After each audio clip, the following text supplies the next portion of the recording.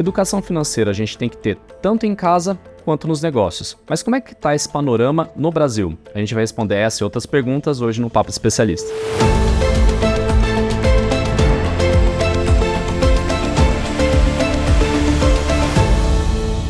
Bom, no Papo de Especialista hoje eu tenho o prazer de receber o Head de Cidadania Financeira da Federação Brasileira de Bancos, o Elton Carvalho, para falar um pouquinho, de um assunto que é extremamente importante, que começou a ser introduzido de uma década para cá, de repente, que a educação financeira é no contexto geral, tanto em casa quanto nos negócios, enfim. É um assunto que entrou agora na pauta das escolas, universidades, e a gente está vendo crescer e a gente espera que cresça, no país.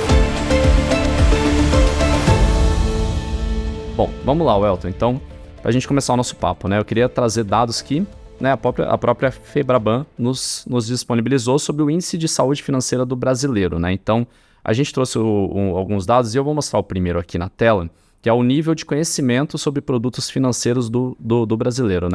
Então, no ano passado, só 30% das pessoas que responderam à pesquisa disseram que se sentiam capazes de reconhecer um bom investimento. Bom, vamos lá então, Elton, a pergunta. Então, o brasileiro ele não é educado financeiramente, há um gap enorme ainda nessa caminhada da educação financeira no país, e como é que a Febraban enxerga esse processo de educação, início da educação financeira do brasileiro? Tiago, perfeito. E excelente começar exatamente com esse ponto e esse dado do indicador. É bacana frisar que o indicador, o Índice de Saúde Financeira do Brasileiro, ele foi desenvolvido em 2021 pela Federação Brasileira dos Bancos, pela Febraban, com os bancos associados, o Banco Central do Brasil. Então o Banco Central nos ajudou toda a parte de desenvolvimento do indicador, validação do indicador, e mais 70 especialistas, tanto do Sistema Financeiro Nacional quanto especialistas da academia. Então foi um grande grupo de trabalho que se debruçou durante anos para construir esse primeiro indicador do Brasil. Esse indicador ele foi feito com mais de 10 mil, foram feitos já 2 rodadas, em 2021 e 2022, com mais de 10 mil entrevistados, exatamente para ter toda uma abrangência nacional e para buscar, de fato, qualquer indicador do brasileiro. Esse dado, ele é um dado que reflete muito no nosso dia a dia. De fato, as pessoas, a grande maioria das pessoas, possuem dificuldade em tomar boas decisões. E o que isso reflete? Reflete de anos atrás, como você mesmo comentou. Há uma década que a gente começou a ouvir muito mais influenciadores falar sobre educação financeira, as instituições começaram a promover muito mais iniciativas. A própria federação, desde 2010, com o blog Meu Bolso em Dia, foi uma das primeiras plataformas de educação financeira digital. Nós estamos conduzindo esse trabalho, dialogando com o consumidor também, levando um pouco mais sobre finanças. Então, existe um curto espaço de tempo, então tem pouco tempo que isso vem sendo trabalhado.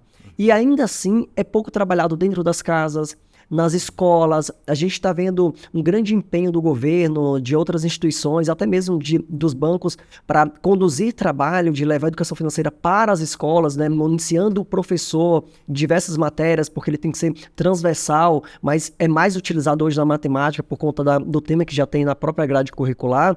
Então, para levar isso para os alunos, para tentar resgatar esse atraso que nós já tivemos. Então, quando o dado ele traz esse que é gritante, mas assim, chega a ser alarmante para a gente, mas é um reflexo da nossa própria sociedade.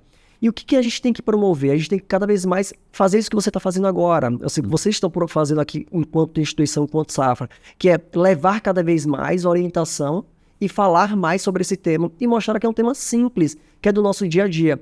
Então, lá na Federação Brasileira dos Bancos, na Febraban, nós estamos desde 2010 conduzindo esse trabalho. Nos últimos 4 anos nós estamos promovendo diversas iniciativas para promover ainda mais e dialogar com o consumidor em nome do setor bancário. Uma delas é esse indicador, o Índice de Saúde Financeira do Brasileiro, que ele pode ser acessado pelo próprio site de forma anônima, que é índice.febraban.org.br. Qualquer consumidor, qualquer cidadão, até mesmo você pode entrar nesse site, responder o questionário e descobrir qual que é o seu indicador. Nós falamos que a primeira coisa é você entender qual que é o momento que você se encontra. Aquele momento que você toma um susto, você tira um raio-x do teu momento financeiro, da tua saúde financeira, para você começar a tomar outras decisões. Então tem o indicador e temos outros projetos que ao longo do nosso papo eu vou comentando um pouquinho mais. Perfeito. E até só tocando rapidamente no que você falou, que dá para responder de forma anônima, Isso é importante porque muita gente às vezes sente vergonha, ou se sente ali acanhado de saber que não está num bom momento da vida financeira, né? Isso é uma coisa relevante. O brasileiro às vezes sente vergonha, né? As pessoas sentem vergonha. É um tabu de você falar dentro da própria casa. Então, as famílias discutem pouco sobre essa questão. O indivíduo, de forma anônima, descobrindo o teu indicador, e o próprio indicador, ele não diz só o indicador que ele está, ou seja, o score que ele está, mas, pelo contrário, ele traz também quais são os principais gaps, as principais dificuldades percebidas por essas respostas, porque ele mesmo declara, e quais são os possíveis remédios para ele. Então, a gente traz até alguns direcionamentos do que ele pode fazer para melhorar, para ter uma melhora da sua saúde financeira. Uhum. Ainda sobre a educação financeira, né, do brasileiro, né, Welton? Eu também queria destacar aqui a quantidade de pessoas que consideram as finanças um motivo de estresse. Outro dado que vem também do índice da Federação Brasileira dos Bancos, né? Em 2022, mais de 56% das pessoas afirmaram que as finanças afetam de alguma forma a vida familiar, né? Isso caiu em relação a 2021, quando teve pouco mais de 58% das pessoas falando que afeta a vida de alguma forma. Menos estresse em casa é uma coisa boa, positiva, né? Para a pessoa que trabalha, o trabalhador que vai lá todos os dias, já passa o estresse diário, chega em casa e consegue descansar. A gente sabe que menos estresse é positivo, mas para a vida financeira, representa o contrário? Preocupa demais, né, para quem está, né, na Febraban, para a visão, né, para quem está trabalhando com educação financeira no país? Com certeza.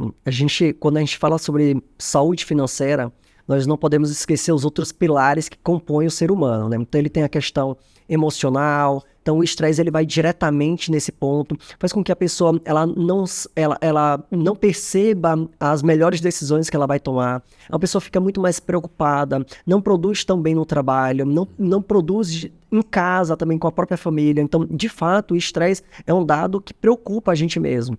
Porque a gente tem o pilar físico, então imagina a pessoa que faz atividade física, a pessoa que está estressada, que não faz, vou falar o contrário, a pessoa que não faz atividade física, a pessoa que é estressada e a pessoa que não possui um bom hábito financeiro. Então imagina o momento de caos que ela vive. Então, exatamente o que a gente traz para essas pessoas, e o indicador ele demonstra isso, existe uma saída.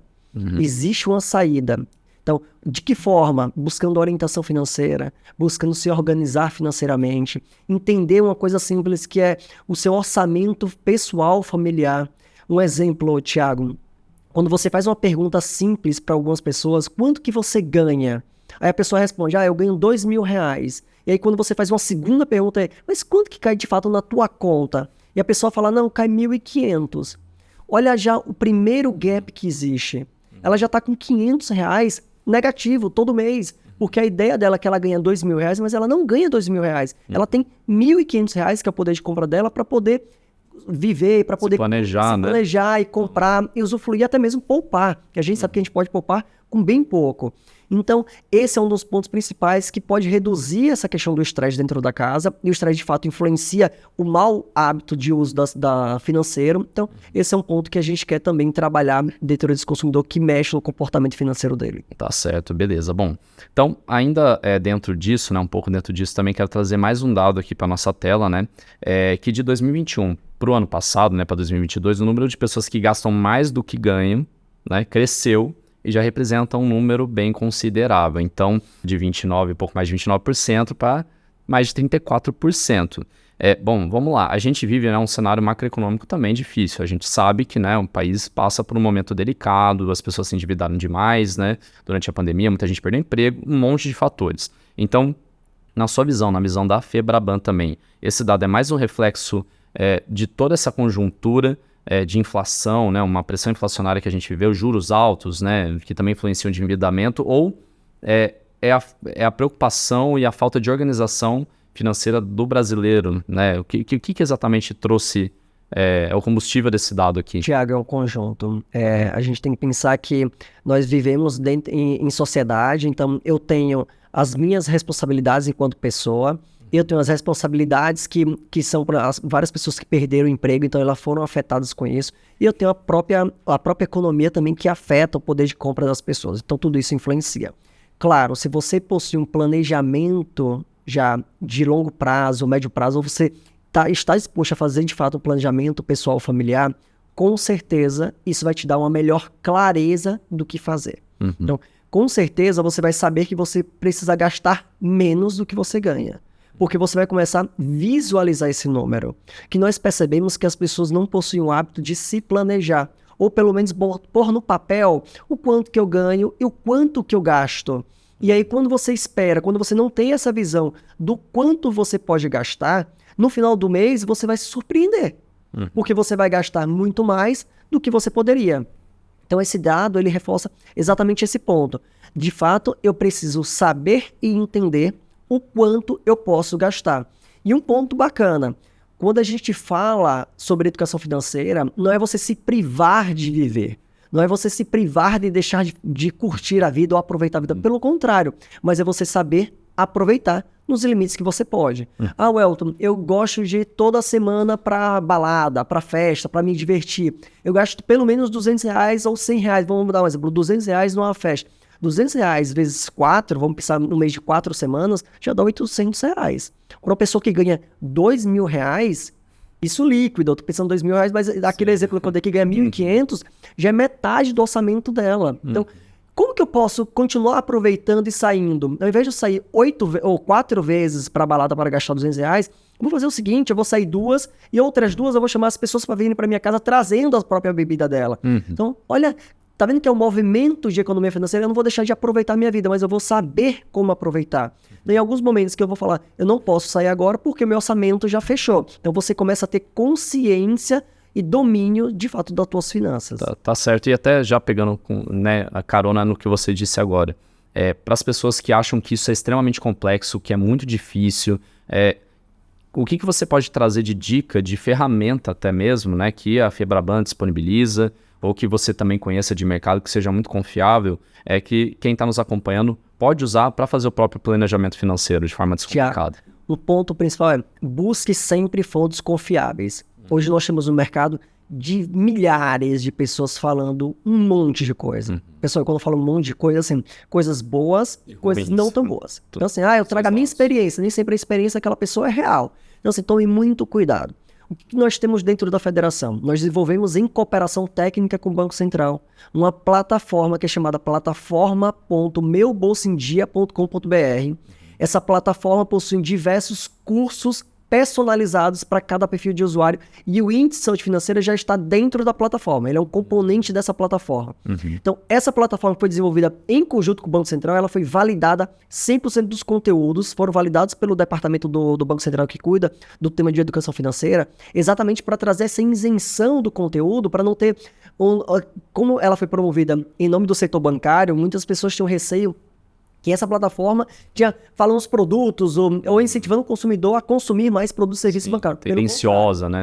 Pelo contrário. Ela foi validada pelo Banco Central, que é o principal regulador do sistema financeiro nacional, diretamente para os bancos, justamente para trazer para o consumidor o melhor conteúdo de orientação financeira. Então, como que funciona? Lá, nessa plataforma, o usuário ele faz um cadastro simples, pode ser um cadastro social ou preencher os nomes e e-mail dele. A partir daí, ele vai responder o índice de saúde financeira dele, ou seja, já é o primeiro momento que ele tem contato com a situação que ele vive, que ele se encontra. Depois ele informa quais são os objetivos que ele deseja. A partir daí, ela faz o cruzamento dessas informações e cria as trilhas personalizadas para esse usuário. Ou seja, cada usuário que acessa a plataforma, ele tem uma jornada personalizada para ele. Ou seja, a plataforma tem a inteligência artificial dentro dela justamente para aprender com esse usuário e trazer para ele sempre o conteúdo que é mais necessário naquele momento. Então nós temos essa ferramenta que ela é gratuita e aberta para qualquer brasileiro, qualquer brasileira que queira melhorar sua saúde financeira. Então é uma das entregas desse acordo de cooperação que nós temos com o Banco Central e ela está livre e aberta para qualquer pessoa que queira acessar e de fato melhorar e buscar um pouco mais. E aí trazendo um ponto, tem que ser simples mesmo. A linguagem da plataforma é uma linguagem simples, direcionada, que o usuário, independente da idade dele, independente da classe social, de onde ele mora, ela vai dialogar com esse consumidor. Antes de ser lançada, nós fizemos 2 baterias de testes, com pessoas de 18 a 79 anos, com pessoas de 18 a 70 anos, com pessoas de todas as regiões do Brasil, justamente para atender e ver os anseios dessas pessoas. Então, assim, o que nós queremos é desmistificar que educação financeira ou aprender sobre finanças é complicado, que a pessoa precisa ter pós-graduação, que a pessoa precisa ter muito dinheiro. Ou que a pessoa precisa ser boa em matemática, né? O que tem um estigma, né? Pelo contrário, o exemplo que eu dei, quanto que você ganha de fato? É só a pessoa olhar o extrato bancário dela, ver o quanto que ela ganha, ou anotar no próprio papel. Tem gente que gosta de anotar, visualizar, mas dentro da própria plataforma existe uma ferramenta de fotografia financeira. Você nem precisa mais anotar, você lança os seus dados. Ela fala assim, o que é uma despesa? O que é uma despesa fixa? E ela dá exemplos para você o que é despesa você só seleciona e você já imputa seus dados, para no final você ter um relatório completo online para que ela entenda quais são as suas necessidades. Então, hoje existe, como eu falei, diversas informações públicas abertas. Eu sempre recomendo, um exemplo é o que nós estamos conduzindo aqui hoje, que é o Papo de Especialista daqui do Safra, ou seja, é um conteúdo de extrema qualidade que, de fato, o consumidor precisa saber onde busca informação. Tá certo, beleza. Bom, bom, a gente espera, né, que quem esteja nos assistindo vá lá, conheça a sua saúde financeira, né, no portal da Febraban e de repente, né, passe e evolua com o tempo para perfil de investidor, que você foi falando, eu fui imaginando, né, aqui é igual o formulário de perfil de investidor, de suitability que o investidor tem que preencher para conhecer qual que é a tolerância dele a risco e tal. Espero que, né, quem esteja nos assistindo consiga evoluir nesse nível, né, se já não está nesse nível, que consiga evoluir. Então siga ali também, por favor, o endereço ali no portal que a Febraban disponibiliza, tá? Para você conhecer sua saúde financeira. A gente vai deixar também aqui na descrição do vídeo, tá certo? A gente tem dados também aqui para mostrar na nossa tela. Esses dados não são tão animadores, né? Também um dado sobre abertura e fechamento de empresas no ano passado, né? Então a gente trouxe aqui do mapa das empresas do Ministério do Desenvolvimento, a Indústria do Comércio, né? E do Serpro, onde a gente teve a abertura de 3,8 milhões de empresas em 2022, mas um fechamento também de 1,7 milhões de empresas. Então, um pouco mais de 2 milhões de empresas sobreviveram, né, entre aberturas e fechamentos no ano passado. Dado tudo que a gente falou sobre também cenário macroeconômico, né? Você tinha falado que também a gente vive uma conjuntura muito difícil para que a gente tenha, né, para que o brasileiro tenha as finanças equilibradas. Dado esse cenário inflacionário que a gente está buscando, né, limar, passar por ele, você recomendaria para alguém abrir a empresa, o próprio negócio agora, a sua própria empresa agora? É um momento difícil demais? O que você recomendaria para a pessoa que está pensando nisso? Tiago, o ponto é, se você tem uma boa estratégia, se você fez um bom planejamento, tem o próprio Sebrae que faz um grande trabalho apoiando as empresas, dando orientação, apoiando em toda a parte de formalização, sempre é hora de você abrir se você quer empreender. Então, não tem hora para você empreender. Esse é o ponto. O empreendedor sabe muito bem disso. Então, se ele tem uma ideia, se ele tem como se manter, se ele tem capital, dinheiro para isso, se ele tem uma organização financeira para, de fato, saber que a empresa dele pode passar mesmo o período atual, que é um período que ainda está se estruturando, se ele sabe que ele pode passar por isso, não existe momento errado, nem momento certo. Pelo contrário, existe um momento ideal para ele. E aí o empreendedor que tem que perceber qual que é o melhor momento. E a gente sempre comenta e a gente sempre traz, quando a gente fala para o empreendedor. Bem como a gente traz diversas informações para a pessoa física, o empreendedor ele precisa saber o seguinte, principalmente o pequeno e microempreendedor. Ele precisa desassociar a cabeça dele de pessoa física, ou seja, o orçamento pessoal e familiar dele, do orçamento da empresa. Primeiro ponto é esse. Desassocia que são coisas distintas, para ele não entender que todo o dinheiro que entra na empresa não é lucro da empresa, é receita dele. Ele acaba trazendo isso para uma mesma conjuntura. Pelo contrário, primeira coisa é desassociar. E aí vem do papel de você planejar a tua empresa como uma pessoa jurídica mesmo que ela deve ser. Tá? Outro ponto, buscar informação de como se formalizar. Antes de lançar qualquer coisa, entenda qual que é o negócio que você está, qual é o nicho de atuação que você vai atuar, qual que é o teu público, perceba se naquela região, quem são seus concorrentes diretos, indiretos. Então, faz inicialmente uma pesquisa para você se preparar antes mesmo de lançar esse produto. Então, perceba se o mercado não está saturado, se é algo muito novo, como que você precisa trabalhar, se você precisa trabalhar isso no formato presencial ou físico, ou ir mais para o lado digital. Então, primeiro, organiza o seu terreno, faz a tua boa base, e aí você pensa de fato em executar isso, tá? E aí é onde vem o outro ponto, que é a questão da orientação financeira também para o micro, pequeno empreendedor ou para o empreendedor, que é ele entender que existem pilares de organização financeira para a empresa dele. Ou seja, como que eu faço um fluxo de caixa, como que eu entendo que O que entra dentro da empresa de receita não é 100% lucro para ele. Existe um custo de operação, existe um custo de investimento, que ele precisa reinvestir nessa empresa para que ela se mantenha cada vez mais forte, que existe um outro pedaço que o resto não é dele, que existe um salário para ele. Independente se ele é o dono, o CEO da empresa, mas ele tem que ter um salário. Ou seja, retirar tudo que ele considera o lucro da empresa, é tudo meu. Então passo para dar conta de APJ para PF. Perfeito. Já existe até uma transferência automática. Então, assim, ele precisa entender que existe vários caminhos estruturais dentro da empresa que ele precisa perceber. Então, esse é um ponto muito importante para o empreendedor. Então, não existe momento certo, existe momento oportuno, mas para que isso aconteça, para que diminua cada vez mais o número de fechamentos de empresa, é que elas precisam ser muito mais consistentes, tá? Ter um planejamento um pouco mais feito. E esse planejamento não é como antigamente a gente falava, tem que ter um planejamento de 5 anos. Pelo contrário, embasa muito bem, conheça muito bem o teu mercado, e aí você tenha muito sucesso no teu negócio. Com certeza o empreendedor tem muita criatividade, brasileira tem demais. Com certeza, né? Criatividade famosa, né? É o que sabe se virar, né? Exato. O que tem de criatividade nos momentos mais difíceis, inclusive, né? Então, bom, Elton, né? Já caminhando já para o final do nosso papo, né? A gente já falou bastante aqui sobre educação financeira no geral, né? Tanto em casa. Agora a gente estava falando um pouquinho mais de empresa, né? Enfim, dos negócios. É possível ter uma vida financeira pessoal, né, desordenada e a empresa e a vida financeira da empresa ordenada? As duas coisas estão intrinsecamente ligadas. A gente acabou de comentar, não dá para a gente fazer uma ligação direta com a outra de, meu Deus, tudo que eu tenho de lucro aqui da empresa é meu salário. Não, mas é possível, ou a gente reflete no trabalho que a gente é em casa? Tiago, excelente pergunta, assim, e a psicologia traz muito esses pontos, né? Dificilmente, se você é desorganizado em um pilar, você acaba refletindo isso no outro, tá? Pode ser que a pessoa tenha boa disciplina, pode ser que esse empreendedor ele tenha sócios e os outros sócios tragam a organização financeira dele. Muitas vezes ele é mais proativo para vender, para articular. Existem pessoas dentro da equipe que traz essa organização, então isso é possível, porque esse grupo consegue organizar, mas você precisa equilibrar as duas balanças. Então, sempre quando você tem desequilíbrio, um lado vai pesar mais do que o outro. Então, a ideia é equilibrar os dois pontos. Por quê? Se você é desorganizado... Olha uma informação interessante que eu vou trazer um reflexo do índice. Se você é desorganizado na sua vida pessoal e familiar, olha como isso pode refletir nas suas decisões enquanto empreendedor. Lembra o nível de estresse das pessoas que são altos? Então, imagina que você tem muito estresse dentro da tua casa com dívidas. Isso com certeza pode refletir na tua empresa de que forma? Aquilo que eu comentei, todo lucro é para usar como pessoal. Ou eu estou estressado no meu eixo pessoal, com certeza você vai levar isso para dentro da empresa. Lembrando que antigamente a gente falava, você está estressado? Deixa atrás da porta. Não existe isso, pessoal. Nós somos a mesma pessoa. Então, com certeza isso pode refletir no seu dia a dia dentro dos seus negócios, tá? Então, é importantíssimo você ter um equilíbrio sempre em todo, tá?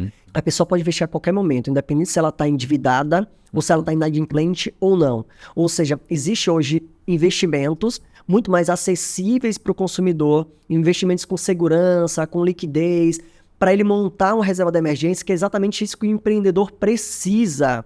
Que foi boa parte dos números de fechamento das empresas na pandemia foi porque as empresas não possuíam um colchão, não possuíam uma reserva de emergência para poder suprir em um período de tempo. Tudo bem que a pandemia demandou muito mais tempo do que o necessário, do que o planejado, tá?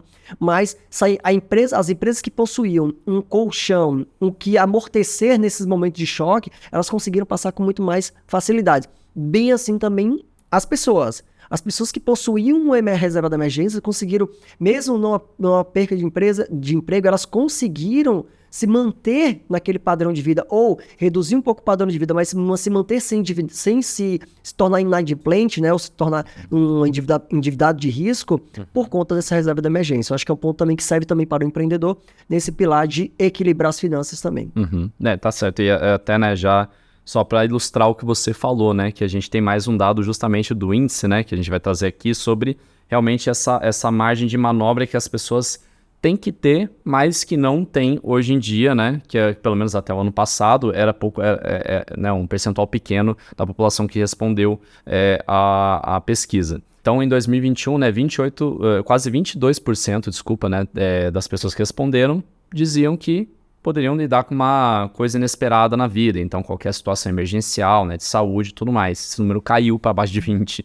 Então, a gente está vendo que é muito pouco da população que está preparada para isso, né? E também, né, Welton, acho que dá para fazer o link também justamente com o que você acabou de falar da empresa. Pô, a gente precisa ter o colchão ali para segurar a empresa no momento de dificuldade. Também a gente precisa ter o colchão em casa, porque sabe-se lá o dia de amanhã, né? Exato. Então, é o que falta, talvez, para o brasileiro no geral. Então, Imagina, eu tenho quase 80% das pessoas que não conseguem dar conta disso. uhum, Então, esse número de 19,8% é muito pequeno da população que possui uma reserva de emergência para suprir nessas necessidades. E aí isso reflete também para o PJ.